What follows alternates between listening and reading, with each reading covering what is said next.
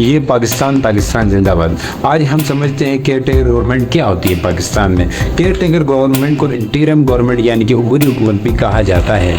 उबूरी हुकूमत भी क्या कहा जाता है। इसका क्या पर्पज़ है? इसका पर्पज़ होता है फ्री एंड फेयर इलेक्शन करवाना मुल्क के अंदर। इसका कंसेप्ट सबसे पहले लेकर के आए थे 1985 में ज़ियाउल हक लेके आए थे, क्योंकि यो केयर टेकर गवर्नमेंट का जो कंसेप्ट है, याद रखें, ये नहीं 1973 के आइन में मेंशन था, नहीं 1962 के, नहीं 1956 के आइन में मेंशन था, लेकिन एक अमेंडमेंट के तहत, एक तरमीम के तहत ज़ियाउल हक ने 1973 के आइन में केयर टेकर गवर्नमेंट का कंसेप्ट शामिल किया। ये केयर टेकर गवर्नमेंट का कंसेप्ट जो शामिल करने की ज़रूरत क्यों पेश आई, इसकी बेसिक वजह ये है कि इससे पहले जो इलेक्शंस हुए थे 1985 यानी कि 1990 से पहले, क्योंकि 1990 में पहला जो केयर टेकर जो बना था पाकिस्तान का वो था गुलाम मुस्तफ़ा जतोई। गुलाम मुस्तफ़ा जतोई ने 1990 में उन्होंने पहली दफ़ा केयर टेकर की गवर्नमेंट केयर टेकर का ओहदा संभाला था। केयर टेकर का ओहदा संभाला था 6 अगस्त 1990 से लेके 6 नवंबर 1990 तक रहे थे।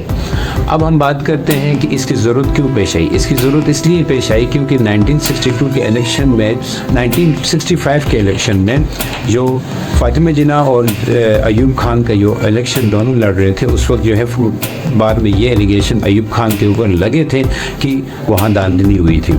इसी तरह यानी कि फ्री एंड फेयर इलेक्शंस नहीं हुए थे। इसी तरह 1977 में जुल्फ़िकार अली भुट्टो का दौर जब ख़त्म हो रहा था, फिर भी तब सही तरह इलेक्शंस जो है वो कंडक्ट नहीं करवा सके, तो फिर माशाल्लाह की सूरत हाल बन गई थी, मतलब एक आउट ऑफ कंट्रोल हो रही थी ये चीज़। तो इसीलिए एक फ्री एंड फेयर इलेक्शन करवाने के लिए एक केयर टेकर गवर्नमेंट की ज़रूरत पेश आ गई।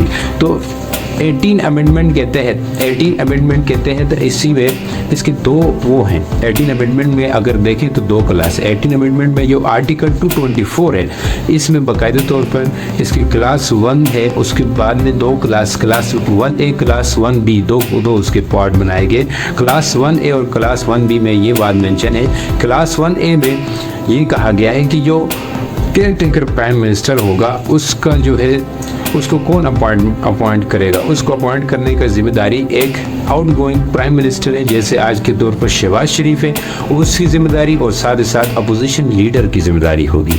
ये दो जो है ना केयर टेकर प्राइम मिनिस्टर को सिलेक्ट करेंगे। अगर ये दोनों भी ना कर पाए, मतलब दोनों में कोई इख्तलाफ रहता है किसी प्राइम मिनिस्टर को, केयर टेकर प्राइम मिनिस्टर को लेके, तो वो क्या करेंगे, वो एक कमेटी बनाएंगे 8 मेंबर पे मुश्तमिल। वो कमेटी और सेनेट की भी हो सकती है या आउटगोइंग नेशनल असेंबली जो मेंबर्स हैं, जैसे जो मेंबर्स जो असेंबली अभी टूट के जो निकलेंगे, तो उनकी जो मेंबर्स हैं उनकी कोई कमेटी होगी, वो 3 दिन के अंदर फैसला करेंगे।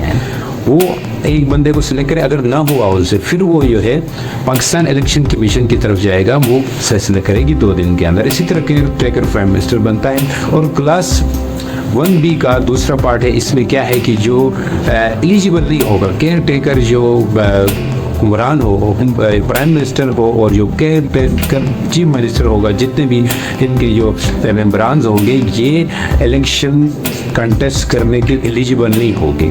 मतलब इनको ये इख्तियार नहीं दिया कि ये जाके इलेक्शन कंटेस्ट करें, और न ही इनका कोई रिलेटिव, ना इनका मतलब बच्चों में कोई है इलेक्शन में हिस्सा लेना चाहिए, मतलब इलेक्शन इनको लड़ने की इजाज़त नहीं है। तो ये इनके लिए रिस्ट्रिक्शन थे।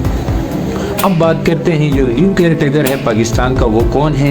वो उन्होंने प्राइम मिनिस्टर शहबाज शरीफ और आरिफ अलवी जो है प्रेसिडेंट, उन्होंने जो आज जो है 14 अगस्त में इनकी जो है हल्फ बर्दारी होगी, और वो हो गए अनवर उल हक नाम है, जो बाप पार्टी यानी कि सेनेट के मेंबर रहे हैं, वो होंगे पाकिस्तान के केयर टेकर प्राइम मिनिस्टर। और इनका जो मुद्दत है यानी कि टेन्योर है वो 90 डेज़ यानी कि 3 मंथ का होता है, और इस 3 मंथ के अंदर वो इलेक्शन कंडक्ट करने के पाबंद होते हैं। अगर बिलफर्ज ज़्यादा टाइम भी लगता है, ऐसा नहीं, बहुत सारे हिस्ट्री में जितने भी केयर टेकर प्राइम मिनिस्टर रहे, कुछ 90 डेज से पहले भी ये इलेक्शन कंडक्ट करवा सके, टाइम ज़्यादा भी लिया है, तो ये चलता रहता है। उम्मीद करता हूँ कि केयर टेकर प्राइम मिनिस्टर का, केयर टेकर गवर्नमेंट का युग